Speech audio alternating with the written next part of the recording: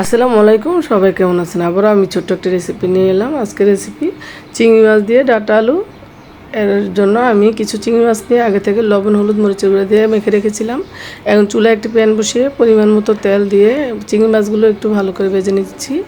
বেশি ভাজা যাবে না, না হয় চিংড়িগুলো আবার রাবারের মতো হয়ে যাবে। তারপর এই তেলের মধ্যে আমি পেঁয়াজ কুচি দিয়ে দিলাম, আর কাঁচামরিচ ফালি দিয়ে দিলাম, একটু নেড়েচেড়ে দিয়ে দিলাম আবার একটু রসুন বাটা। এগুলো আবার একটু কষিয়ে নেড়েচেড়ে দিয়ে দিচ্ছি এখন গুঁড়া মশলা, হলুদের গুঁড়া, মরিচের গুঁড়া, তারপরে দিয়ে দিলাম একটু জিরার গুঁড়া, সাথে দিব স্বাদ মতো লবণ। এগুলো আর একটু নেড়েচেড়ে কষিয়ে পরিমাণ মতো একটু পানি দিব কষানোর জন্য। তা পানি দেওয়ার পর আবার একটু ভালো করে কষিয়ে নিব। তারপর অ্যাড করে দিব এখন ডাঁটা আলু।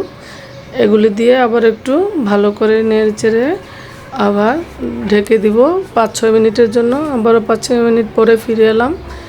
এখন আবারও ভালো করে একটু নেড়েচেড়ে ঢেকে দিব আবার 5-6 মিনিটের জন্য। তারপরে অ্যাড করে দিব ভাজা চিংড়িগুলো। এখন ভাজা চিংড়িগুলো দিয়ে আবারও ভালো করে একটু কষিয়ে তার মধ্যে আমি রান্নার জন্য পরিমাণ মতো পানি দিয়ে ঢেকে দিয়েছিলাম। এখন ঢাকনা উঠিয়ে দেখলাম, চেক করলাম আবার ঠিক আছে কিনা। আবারও একটু 5-6 মিনিটের জন্য ঢেকে দিয়ে এবার ঢাকনা উঠিয়ে আমি 4-5টা কাঁচামরিচ দিয়ে দিলাম। আবারও একটু 2-3 মিনিটের জন্য ঢেকে দিলাম।